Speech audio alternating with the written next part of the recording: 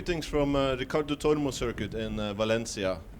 In front of me you got 2013 MV Agusta F4R, and today I've tested the F4R and also the F4RR. And there's a few differences between the two models, so I'll run through those first. First of all, the F4R, which I've got in front of me, has got 195 horsepower. The F4RR version has got a 201 horsepower. There's a few changes on the suspension side as well.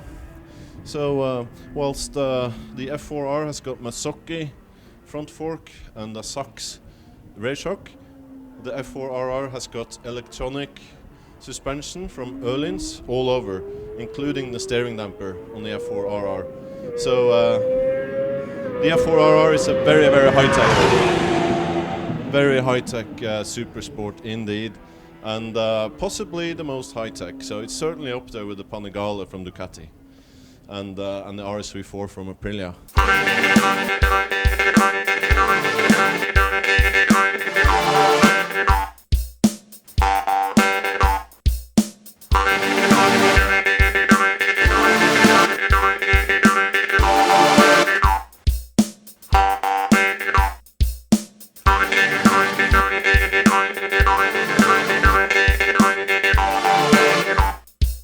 Now, today at Valencia, it's a very sort of busy circuit with lots of corners, which is perfect, and they're fast corners as well. So I've been able to use a lot of that horsepower. The new tires on the F4R and the F4RR is the Pirelli Diablo Supercorsa SP with a 255 dimension rear tire.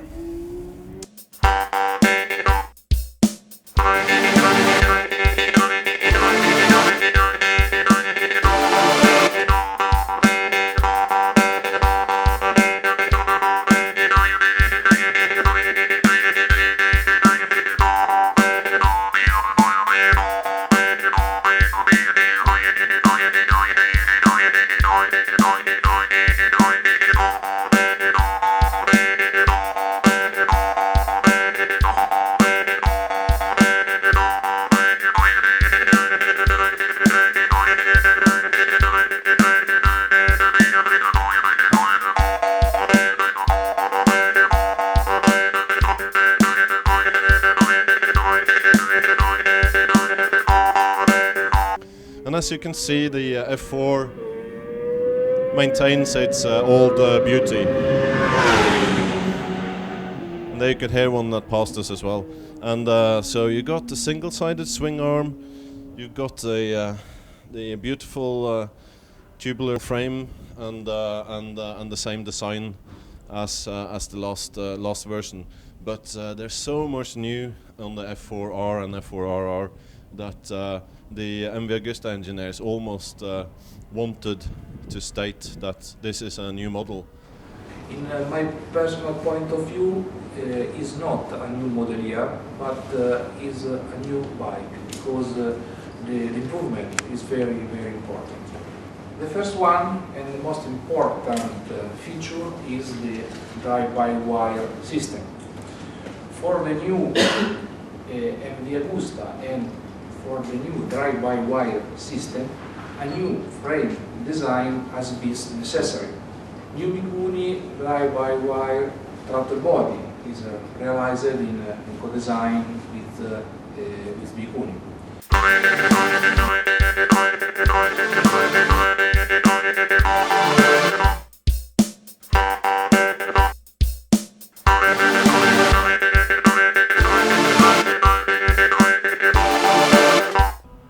When it comes to actually riding it on the circuit today, it's so much power. So the inline 4, this is the sort of flagship from MV Agusta. Absolutely top of the range for the F4RR model. The red line that you can see at the top is the F4RR engine, which makes 201 crankshaft horsepower. Now, the horsepower numbers are really interesting, and they make a big impact when you say 200 horsepower. What's really impressive is the broad spread of torque. If you look at the bottom two curves, basically from 9,600 RPM all the way to almost the 14,000 RPM red line, you're over almost 10 kilograms of torque. And that's an incredible spread of power, of torque, between the value of peak torque and the value of peak power. Basically, you have almost 4,000 RPM of usable engine area. So the engine is very easy to drive. You have even though the peak numbers are very high, it's very easy to put the power to the ground. You have the gear selection is not so important due to the wide spread of power that we have. So the engine guys are really proud of this. We have completely new intake ducts in the cylinder head, and the casting is actually different. And coupled with that are the valve springs, going away from the twin valve spring arrangement that we had in the past in 2011, 2012, to a single spring, which reduced the mass on the valve package and allowed us to raise the RPM limit of the engine on the F4RR. And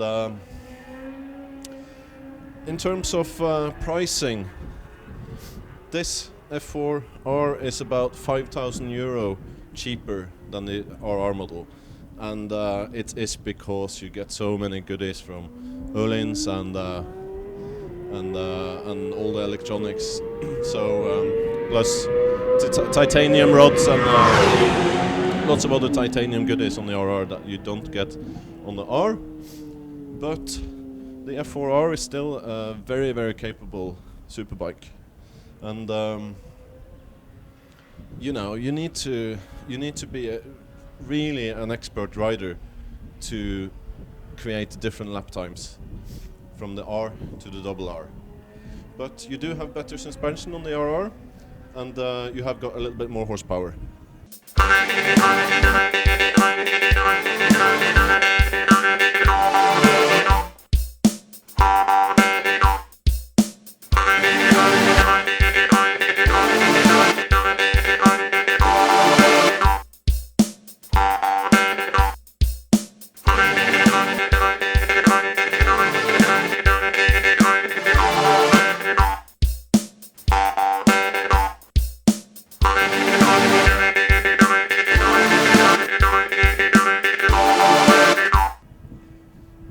Both models have got quick shifter, so you can just kick up the gearbox, and you can also kick down.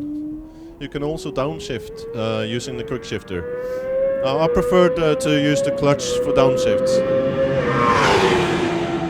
but I suppose it's just a matter of getting used to, you know, using it when riding a lot on circuit. On the road, I can't imagine you would, you know, downshift with using the quick shifter. So as such, you just ride it as a normal sport bike. New is also Brembo Master caliper. On the, you know, it used to be Nissin, and on the RR model you've got now Brembo, and also Brembo M50 super bike brake calipers. Now they are slightly more standard on the F4R. But I promise you, this bike also stops and very good at braking. Handles really, really well. It handles a little bit better than the F4000R, which was the previous model. But it's not that much in it, but it certainly handles a little bit better. Dry weight is about 190 kilogram. And just looking at those figures, it's more than 1 horsepower per kilo in dry weight. So this thing here, it really does move. It moves. It's a very, very fast bike. Going down the straight on Valencia, you just, you know, I do kick it up into 5th gear, but I've just kept to 4th gear and just maximized it a couple of times just for the, you know, just for the fun of it. And you know, just having 201 horsepower under you is quite special, and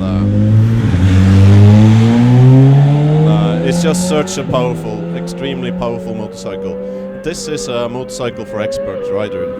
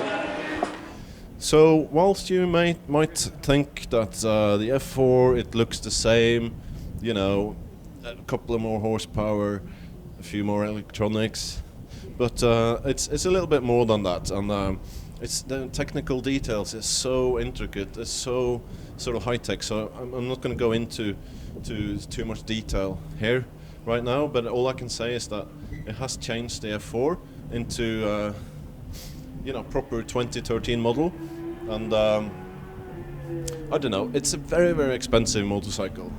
So if you can afford it, then treat yourself. But the standard F4R is also quite expensive. But if you just want the looks and be part of the MV Agusta family, perhaps you should just look at the F3 model. But this is, if you want the ultimate superbike, then MV Agusta F4R and F4RR could well be it. So once again, I'm going to tell you that I'm going to give something from MV Agusta thumbs up, and this is a fantastic superbike. But you need to be in shape, and you need to know what you're doing. And if that's the case, then treat yourself. So thank you, and ciao from Valencia.